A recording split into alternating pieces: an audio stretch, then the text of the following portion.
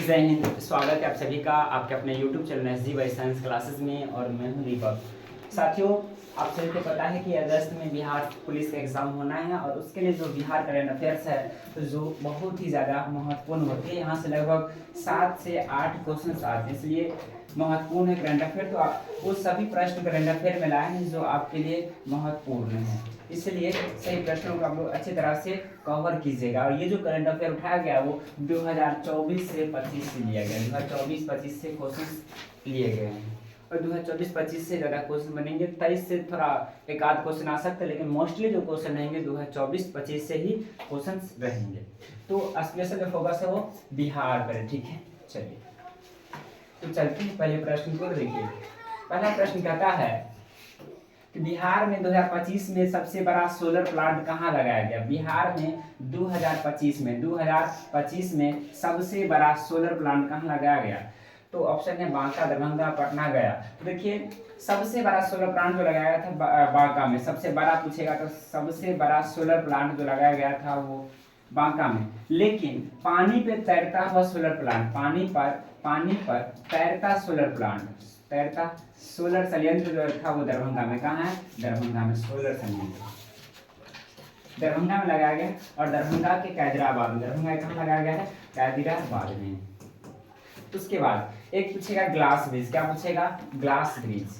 तो glass bridge जो है आप याद रखिएगा वो राजगीर में। ग्लास ब्रिज कहाँ है? राजगीर। क्लियर? चलिए तो उम्मीद करते हैं सभी लोग को क्लियर होगा। तो ऑप्शन इसका क्या हो जाएगा? ए हो जाएगा, बांका। चलिए नेक्स्ट 2 नंबर प्रश्न पढ़िए और देखिए क्या कहता है। कहता है कि बिहार में करकटगढ़ जलप्रपात का विकास किस रूप में किया जाएगा। बिहार में जो करकटगढ़ जलप्रपात है उसको किस रूप में किया जाएगा? तो पर्यटन स्थल में किया जाएगा। किस रूप में किया जाएगा? पर्यटन स्थल के रूप में। पर्यटन स्थल के रूप में किया जाएगा। तो ऑप्शन इसका क्या हो जाएगा? ए हो जाएगा, पर्यटन स्थल। 3 नंबर प्रश्न करता है कि बिहार के किस जिले में गांधी थीम पार्क स्थापित किया जाएगा। तो भीटी हरवा जिला में। कहाँ किया जाएगा? भीटी हरवा जिला में स्थापित किया जाएगा गांधी थीम पार्क। नेक्स्ट कहता है कि बिहार में दूसरा टाइगर रिजर्व किस जिले में बनाने की घोषणा की गई है। बिहार में दूसरा टाइगर रिजर्व किस जिले में बनाने की घोषणा की गई है? वो कैमूर में किया गया। कहाँ किया गया है? कैमूर में। तो ऑप्शन इसका क्या हो जाएगा? ए हो जाएगा, कैमूर हो जाएगा। देखिए पूछेगा बिहार में सबसे ज्यादा चावल कहाँ होता है? तो रोहतास में होता है, यानी कि रोहतास को चावल का कटोरा कहा जाता है। क्या कहा जाता है? चावल का कटोरा। तो अब कहेंगे कि गेहूं सबसे ज्यादा कहाँ किया जाता है? तो गेहूं भी सबसे ज्यादा रोहतास में किया जाता है और चावल भी। तो गेहूं और चावल दोनों रोहतास में किया जाता है। उसका पूछेगा साक्षरता दर सबसे अधिक कहाँ है? तो वो भी रोहतास में। कहाँ है? रोहतास में है, रोहतास में है। तो सबसे ज्यादा कहाँ? रोहतास में। अगर बात करें कि साक्षरता दर सबसे कम पूछेगा आपसे तो वो पूर्णिया का है। किसका है? पूर्णिया का। और 2011 के जनगणना के अनुसार बोल रहे हैं, किसके अनुसार बोल रहे हैं? 2011 के जनगणना के अनुसार सबसे साक्षरता दर कम जो है वो पूर्णिया का। किसका है? पूर्णिया का। चलिए आगे बढ़ते हैं। कहता है कि बिहार में पृथ्वी दिवस कब मनाया जाता है। बिहार में पृथ्वी दिवस कब मनाया जाता है? तो बिहार में जो पृथ्वी दिवस है वो 9 अगस्त को मनाया जाता है। कब मनाया जाता है? 9 अगस्त को। 2 अक्टूबर को जो है गांधी जयंती मनाया जाता है। महात्मा गांधी जयंती मनाया जाता है 2 अक्टूबर को। उसके बाद याद रखिएगा 22 मार्च को बिहार दिवस मनाया जाता है, बिहार दिवस। उसके बाद 22 मार्च को ही विश्व जल दिवस भी मनाया जाता है, विश्व जल दिवस भी मनाया जाता है। चलिए इसका आंसर क्या हो गया? ये हो गया 9 अगस्त। नेक्स्ट 6 नंबर देखिए क्या कहता है। कहता है 6 कि बिहार में ईडब्ल्यूएस के लिए 10% आरक्षण की घोषणा किस क्षेत्र में की गई। बिहार में ईडब्ल्यूएस के लिए 10% आरक्षण की घोषणा किस क्षेत्र में की गई है? तो न्यायिक सेवाओं और सरकारी लॉ कॉलेजों में, न्यायिक सेवा और सरकारी लॉ कॉलेजों में। उसके बाद बिहार सरकार ने 65% आरक्षण की दर को 50 से 65% आरक्षण को बढ़ाया था, जिसे किसे निरस्त यानी कि कैंसिल कर दिया? तो याद रखेंगे high court Patna, high court Patna ने इसे रद्द कर दिया है 65% आरक्षण को। और उसके बाद आपसे पूछेगा कि सबसे ज्यादा बजट जो है बिहार का बजट, बिहार का जो बजट है वो सबसे ज्यादा किस पे फोकस किया गया है? तो वो सबसे ज्यादा शिक्षा के क्षेत्र पर फोकस किया गया है। कौन सा बजट? 2025-26 का जो है वो सबसे ज्यादा शिक्षा क्षेत्र में। चलिए, यानी कि सबसे ज्यादा खर्चा किया जाएगा शिक्षा क्षेत्र में। नेक्स्ट आगे कहता है बिहार राज्य खेल प्राधिकरण के प्रशासनिक सहयोग से किसका उद्घाटन किया गया है? किसका उद्घाटन किया गया है? याद रखेंगे वो लीग का, किसका? लीग का उद्घाटन किया गया है। नेक्स्ट आगे कहता है बिहार का प्रथम तैरता हुआ सौर ऊर्जा संयंत्र कहाँ है? तो दरभंगा में। और दरभंगा कहाँ? कैदराबाद में। दरभंगा के कैदराबाद में, दरभंगा के कैदराबाद में। पटना पूछेगा तो यहाँ पूछेगा महावीर मंदिर कहाँ है? महावीर बोधि मंदिर कहाँ है? पटना में है। नेक्स्ट अब अगला देखिए, कहता है बिहार में 2011 की जनगणना के अनुसार, अब आगे कहता है कि बिहार में 2011 की जनगणना के अनुसार, बिहार में 2011 की जनगणना के अनुसार ग्रामीण जनसंख्या का प्रतिशत कितना? यानी कि बिहार में जो 2011 का जनगणना हुआ था उसके अनुसार ग्रामीण जनसंख्या कितना है? तो याद रखेंगे 89.53% ग्रामीण है। जबकि पूछेगा शहर तो 100 में से घटा देंगे, इसका शहर का निकल जाएगा। अब आगे आता है बिहार में सबसे कम जनसंख्या वाला जिला कौन सा है? तो वह है शेखपुरा। कौन सा है? शेखपुरा। सबसे कम जनसंख्या वाला शेखपुरा है।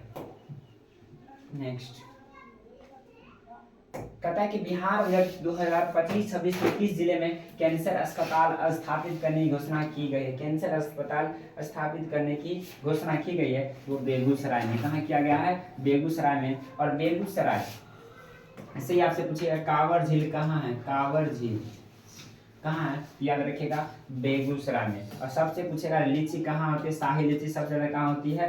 तो मुजफ्फरपुर में। सबसे ज्यादा शाही लीची कहाँ होती है? मुजफ्फरपुर में। ठीक है, चलिए। और मखाना दरभंगा।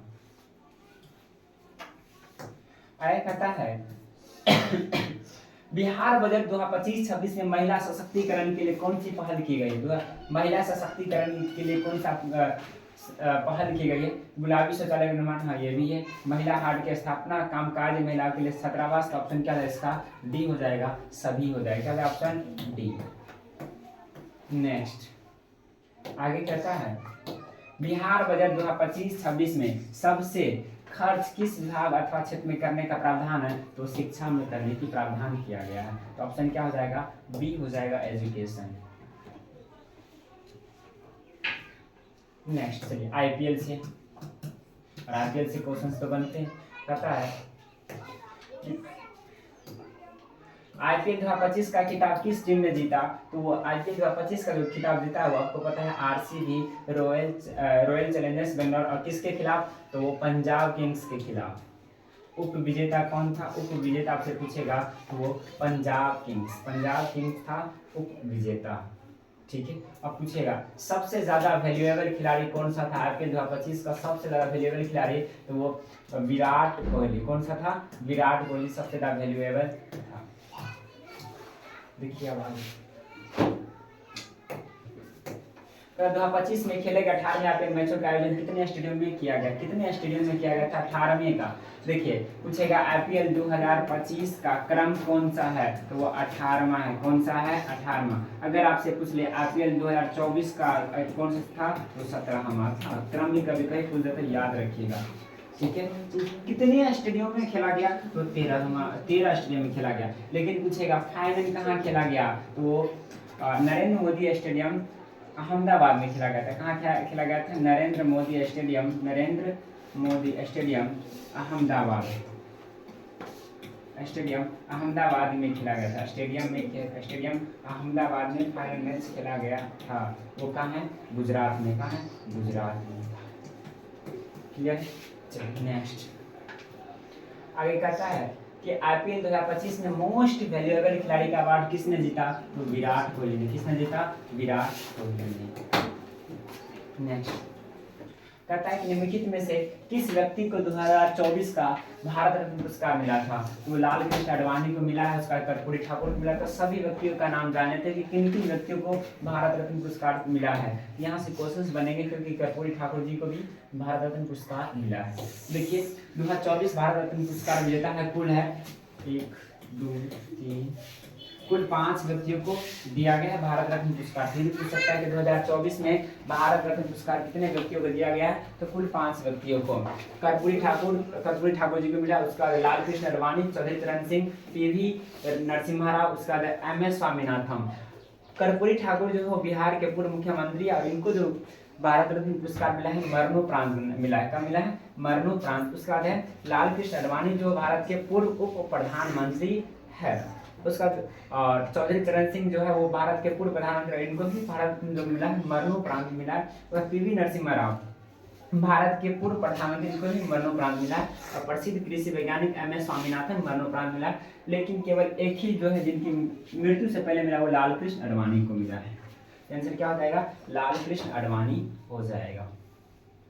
ठीक है,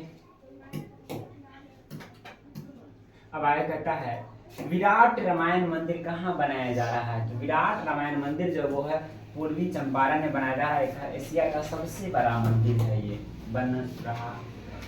कहता है कि विश्व का सबसे प्राचीन हिंदू मंदिर कौन सी है? सबसे प्राचीन मंदिर बिहार का सबसे प्राचीन हिंदू मंदिर यानी कि बिहार का सबसे पुराना हिंदू मंदिर कौन सा है? तो मुंडेश्वरी मंदिर है। कौन सा मंदिर है? मुंडेश्वरी मंदिर। और मुंडेश्वरी मंदिर जो है बिहार के किस जिला में है? कैमूर जिला में। किस जिला में स्थित है? कैमूर जिला में। यह सबसे प्राचीन हिंदू मंदिरों में से क्या है? एक है। नेक्स्ट कहता है कि बिहार का सबसे ऊंचा विश्व शांति स्तूप कहाँ निर्मित है? तो राजगीर में। कहाँ स्थापित है? राजगीर में। तो ऑप्शन क्या हो गया? ए हो गया। नेक्स्ट चलिए, ये था करंट अफेयर से कुछ महत्वपूर्ण क्वेश्चन जो हमने आपको डिस्कस करवा दिया। इन सभी क्वेश्चनों को आप रिविजन करते रहेंगे। तो मिलते हैं अगले वीडियो में। आज के लिए इतना ही। जय हिंद, जय भारत।